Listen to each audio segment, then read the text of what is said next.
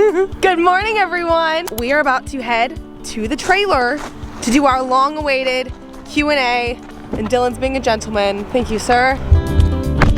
See if this trailer still works, man. Yeah. It'll be fine. It's just been dead for like 6 weeks. Yeah, we definitely have some explaining to do in terms of why we've been out of the trailer for 6 weeks and kind of what the next steps are. So after we do the Q&A, because you guys had some lovely questions in the previous video, then we were kind of going to do a big announcement as far as what the heck are we doing with RV life?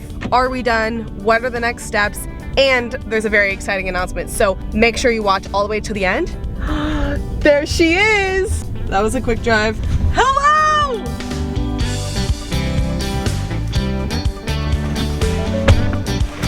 Home sweet home.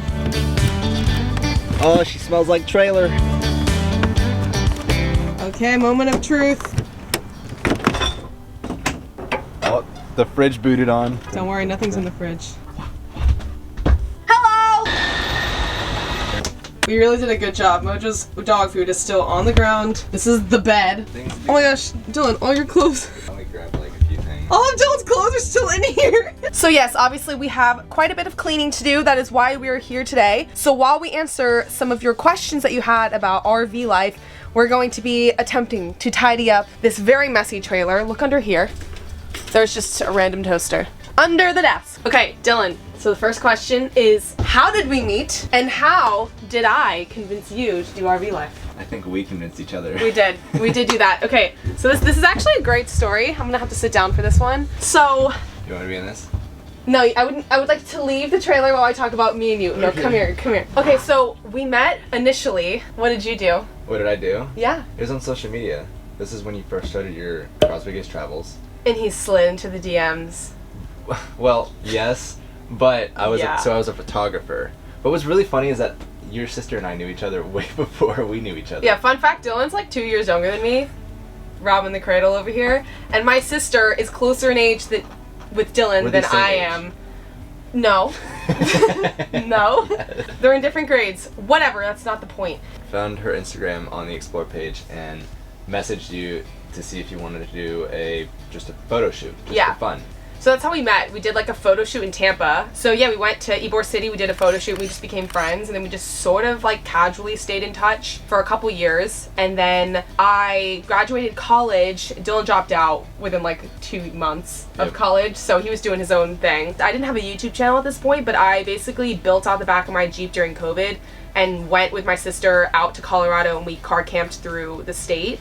And then when Ansley left, I was out there by myself, and I posted on my Instagram story. I was like, hey guys, I'm out here alone if anyone wants to come hang out. I was kind of kidding. I didn't actually think anyone was going to actually come. Lo and behold, Dylan Gorman sends me a very long text telling me... I wasn't shooting my shot. I was saying, hey, do you want to do a documentary of a solo female traveler in her Jeep? And she's like, yeah. And I was also half kidding. I didn't expect her to respond. Yeah. And 48 hours later, I had a flight booked to Colorado. It was very spontaneous, and he is obviously a fantastic videographer, so incredibly talented, and I was only like barely taking photos on this trip, so I was like, I want to document this. So we came out, we met up, I picked him up in Grand Junction. Yep. And then we drove into Utah, and we just spent a week out in Moab in my Jeep, car camping for like a week with no cell service, and we just like... Bonded. We became like best friends within 2 days. I mean, if you've ever been camping, obviously you guys are in RV life, so like, you know, you spend a lot of quality time with people. We had no cell service out in Moab. There was like nothing. Yeah. And we just got super close, and then like 3 days in, I was like, this kid's never gonna shoot a shot. So then I went in for it, and then that's basically like how it went down. By the end of the trip, we're like, are we dating? What's going on? We ended up clarifying that we were travel We're travel dating because we don't have time to have a boyfriend or a girlfriend, and then we just, we were together ever since. This all happened 3 months before we got our first trailer from the first Rookies on the Road. So when we hit the road in what, end of January? Of 2021. Of 2021, we literally had just started dating in like November. We like started, October, November. The trip out to Moab was end of October of 2020, and we bought the trailer. Bought it together in January of 2021. And then we traveled literally everywhere, all the way out to the West Coast. Probably like the coolest experience It was amazing. And I think fun. The reason RV life was like a good fit at the time was COVID was still like a massive thing. We both wanted to travel. We were both like very much doing our own thing business-wise. We had a lot of freedom and we just wanted to travel and explore, and you know. You were freelancing, I had my own business. And I started my YouTube channel, and that's how all of this began. And now we need to start cleaning the trailer. Okay. Woo! You need some help there. Thanks. Queen. Ah! Guys, I promise we're going to explain what we're cleaning everything out soon. Oh, that needs to be touched up. Question that we got. Obviously my last video was the tour of the fully renovated trailer. We obviously have so many things that we love about this trailer, but somebody asked, are there anything about the floor plan that we do not like? To be perfectly honest, there really is not a lot of things that we don't like about this trailer, hence why we got it. I would say my least favorite part about this floor plan is the counter space. As you can see, there's obviously a lot of stuff on here. There's not a lot of counter space, you know, if you're trying to do a lot of cutting while also cooking. So this is obviously the stove. There's not a lot of room, but we got a big wooden cutting board that fit over the sink. So that really opened up the space where we could kind of prep food. So that is what I'd recommend for this. It's just getting a cutting board or just using the table as extra counter space. And then I would say the only other thing that we didn't particularly like, and this was only in cold places that we noticed this, obviously this right here is the fireplace, so you can turn it on and you can actually turn the heat on. This thing pumps out so much heat, it's amazing. It heats this whole room up so nice and cozy, and you don't have to use propane, so you're not burning through propane constantly in a cold place. It runs off electric. But when we go to sleep at night, it doesn't travel well into the bedroom, especially if you have the door closed. This gives off light. You can't turn the light off and still have heat going at the same time. So basically, in order to not run through all of our propane and still have heat, we will have to leave all the doors open. We'd usually like crack it like this, and then so that eliminated a little bit of the light, and then we would still have some heat coming through, but it was still always like 5 degrees colder in the bedroom versus the living room. But the easy way to fix that is you actually turn on the heater, you know, with this thing and use propane, or you can get like a safe space heater for the bedroom itself if you're in like a cold place for a really long time. One more thing, the fridge is electric. It's actually cold right now. It runs off of the battery when we're driving, so you can always keep stuff in here. It has never turned off for us, and then when you're hooked up to shore power, it runs off of that. Toaster, here. Okay, second question, I'm just gonna answer it on the floor, was why did we choose a travel trailer over like an RV that you drive in? And this was like easily a no-brainer for us because basically I also had just bought a brand new truck, so yeah, so Dylan had a brand new Jeep when we first got the trailer, and it was had a V8 engine, so it was really good for towing the trailer, and we wanted to have the freedom to park the trailer and then detach and take the car wherever we wanted. I'm huge into hiking, and a lot of trails are off-road and just not somewhere where you can drive an RV. So yeah, I just didn't want to, you know, have to feel like we were lugging our home around every single place that we were going. I wanted to feel like we had our home at the campsite, and then we had an additional car where we could just kind of take wherever. So that worked out really well and have no regrets there. So now Dylan's cleaning out the spice rack, and he just cleaned out the junk drawer. Should we get like a bin to put everything in probably? That's what I'm working on, yeah. We didn't come very prepared to clean things out. Yeah, I will say Starlink is probably absolutely essential. Hear that, guys? Starlink is absolutely essential. That actually leads me in to one of the questions, which is what are some RV life essentials that you cannot live without? Starlink, if you haven't heard of it, it basically is satellite internet. Even if you have absolutely zero cell coverage, you can still get like 100 megabytes download with Starlink. It's amazing. I think it's one of those things that's going to become totally mainstream for full-time RVers. Like everywhere, literally everywhere we went, especially towards the end, you know, in like October, everyone had Starlink. But just more general things. I actually wrote a list, let me get it. Generator is a must. We have like an actual generator, and it's just really good for backup, really good for if you're boondocking, staying at Harvest Host. We'll touch on this later, but Dylan's truck actually has a built-in generator like you saw at the beginning. What we're using right now. Correct. Water filter. Get a water filter. nesting bowls. Do we have any of those in here? I think we took them out. But basically we had these measuring bowls, measuring cups that nested all in, and we also had a set of like a mixing bowl, a colander that all kind of nested within each other, and that just saves a ton of space. So stuff like that you really want to eliminate, you know, a lot of storage. And then going along with storage, flexible storage bins. Plastic ones, they're not as easy to fit into tight spaces, so get some like cloth ones from Target or TJ Maxx. Charging the vacuum as we speak. This is a must-have. The Shark is great. I have it linked in my Amazon storefront. Surge protector, really important at campsites so you don't, what does it do? Like it's just like clean power? Yeah, it's just so that if there's a power surge at your campsite, yeah, that your breaker doesn't explode. Okay, we think this is pretty necessary, but in most RVs the mattress isn't amazing, so I do recommend at least getting some kind of topper. We got fancy and got like a 10-inch memory foam mattress. But I have everything, all of my RV life essentials linked down in my Amazon storefront that I'm kind of continuously updating, so that's linked below. I highly recommend checking it out. There's a lot of things in there like bungee cords and other storage containers and stuff like that. Ay!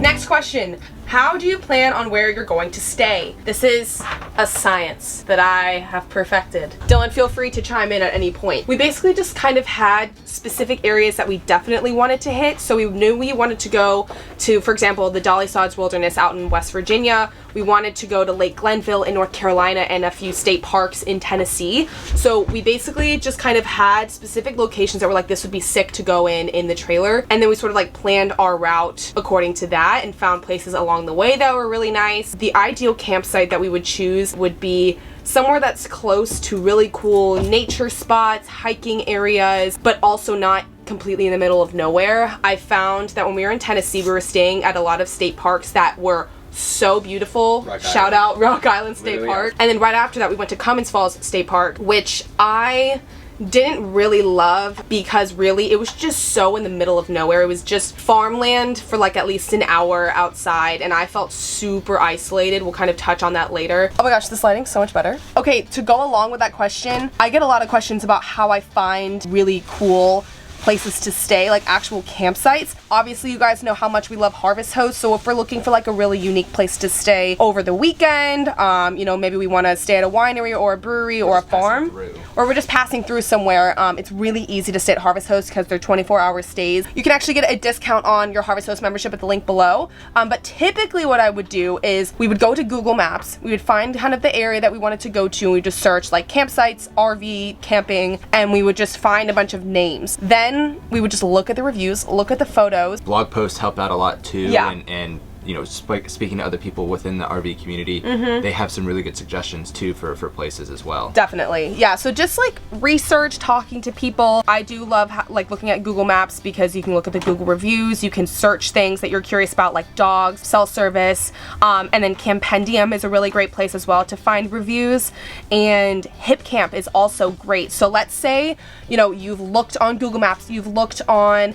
Harvest Host, you've looked on Campendium, and you're finding nothing in an area. Go to HipCamp. HipCamp is like Airbnb for camping, and I have found a lot of really like hidden gem spots, specifically that horse farm in Maryland on HipCamp. You can filter it, kind of say, you know, we want hookups, we have a dog, stuff like that. Oh my god.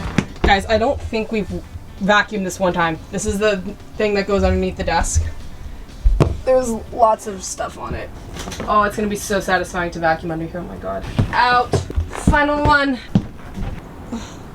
Alright, gonna make a pit stop back at Dylan's parents' house, right down the road. Drop off some of this stuff, and then we'll come back and get more things. As you can see, there's quite the pile back here. That's gonna be fun to unload.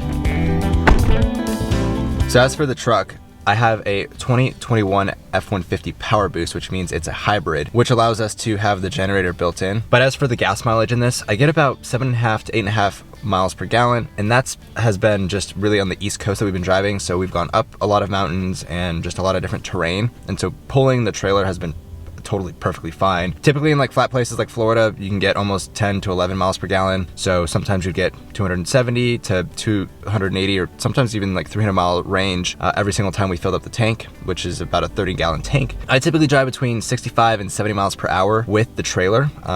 really haven't seen any issues at all. There's no swaying, there's no weird things that happen at all while driving. The truck actually does it really, really well. And yeah. Okay, we're back in the trailer now after we've eaten, and I'm in a food coma and I'm tired. 2 more questions. Well, 1 more question and then 1 announcement. This one, asked a ton, was all about budget of RV life. How much has it been costing, like rough estimate, anything that surprised us. And obviously this is gonna vary person to person, the type of trailer you have, where you're traveling, how often you're traveling. For us, I'm looking down here because I have my computer, I wrote things. We just like quickly looked through our bank statements for the last few months, and we ended up spending between like $900 and $1,000 on campsites per month total. I personally think that's pretty great. Yeah. If you think about rent. I mean, we also bounced between some free sites. Some of the sites that we stayed at were more expensive than others. You know, it was a little bit different this time around as opposed from the last time where we really relied on Harvest Hosts and like the cheapest places that we can find. We hardly ever stayed at campsites in the first time we did it. But this time around, we really wanted to be staying at places with full hookups because we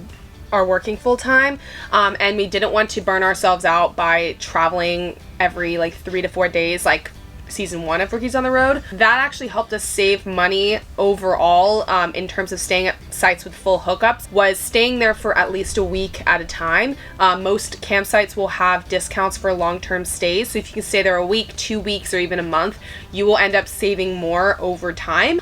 Gas, this is a very rough estimate as well, but it was about $600 to $700 a month, again depending on like how much we were driving. This was also when gas was really expensive. It has gone down since we are filming this video right now, but around the time that we were doing this, gas was anywhere from like $3.50 to $4.50 per gallon.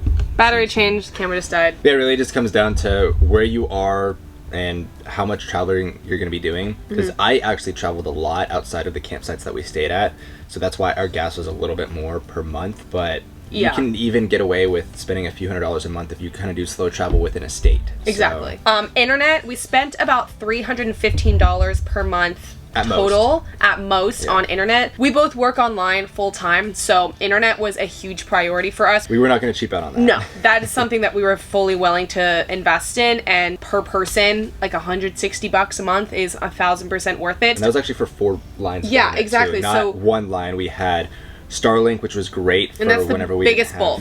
Whenever we didn't. Yeah, actually, Starlink is the most expensive at $135 a month. I have a grandfathered AT&T account that has unlimited data. That's only $30 a month.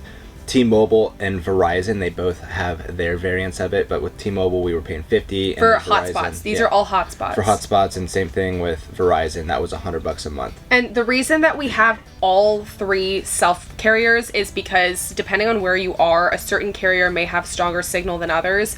So we just wanted to have all the options covered. And then in addition to that, a one-time cost for the WeBoost, which is a million gazillion % worth it. I honestly would say anyone doing RV life, whether you're working online or Necessity. not, it's totally a necessity. It's linked down below. Basically what it does is, let's say you're at a campsite, you have 1 bar, it's really shaky, like goes in and out. You hook up the WeBoost and you turn on the power, it's gonna up it to like 4 bars of strong internet. And then a few other things to note with cost. Propane, that is going to vary significantly based on if you're in a really cold place, kind of how your trailer or your RV is set up. We didn't spend hardly any on propane because really what we were using it for on a daily basis was the stove and the oven. And it lasted us so long. Like, I don't think... Our first tank lasted us, I think, 5 weeks straight. Yeah, so I would say propane is a cost that may sneak up on you and something you may not expect when you're just getting into RV life. And the other thing that you always should be prepared for is for things to break, whether that be your vehicle or the trailer, the RV itself. So just have an emergency fund set aside for, you know, things like your refrigerator stopped working in the middle of Arizona, which happened to us last year. Or your hot water heater just completely dying and you have out. to take sponge baths because you don't have the money to repair the water heater. Good times! Now the long-awaited, what the heck is going on with RV life? What are we doing next? Where do we begin? Okay, I guess for some context, I posted a video a couple months ago just basically opening up about my mental health struggles in the trailer. And, you know, struggling with mental health is not anything that is new to me, but I was struggling pretty much immediately when we moved into the trailer, and it really caught me off guard because obviously you guys saw we had every intention of doing this long term, like a year plus. Yeah. I mean, we renovated the whole freaking trailer. We built a desk. We painted the entire interior of the trailer. It took forever. It was a lot of money. You know, we really invested everything into this trailer. So we had every intention of making this our home, and you just can't plan everything. Like, that's just like the main takeaway. So obviously, all that to say, we are done with RV life for the foreseeable future. And we just kind of wanted to talk about why, because obviously in most of my videos it seems like, and we were having such a great time, had such amazing experiences, but there was a lot going on behind the scenes, in between moments. Yeah, where it was hard. It was definitely hard for not just you, but also me with my work and everything, and we were both just trying to make both of our lifestyles fit it. And since then, we have come back here to our hometown in Tampa. We've been with family, we've been with friends. We've just kind of realigned ourselves and have set plans for the future for next year. A lot has changed since we got back over 6 weeks ago now. And honestly, we're really excited for the future next year. Yeah. It's going to be a big shift. We're both kind of doing our own things, but are things that we want to do, not forcing ourselves to do.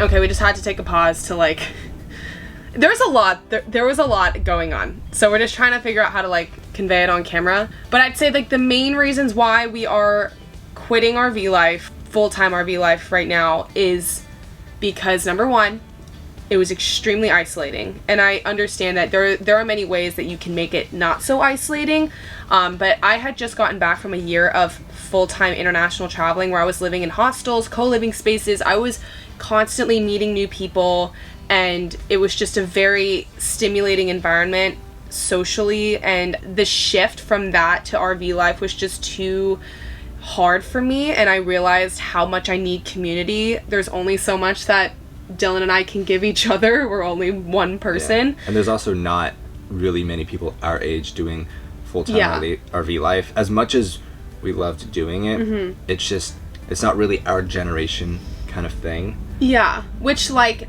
you know, it's for some people it's still fine. Like, there's some people that, you know, you may not need that big community and wanting to meet people from all over the world and all of these things, but for me, that is something that I've realized that I do want and need at this point in my life. Kind of on top of that, it really was taking a toll on our relationship because I was struggling so much mentally.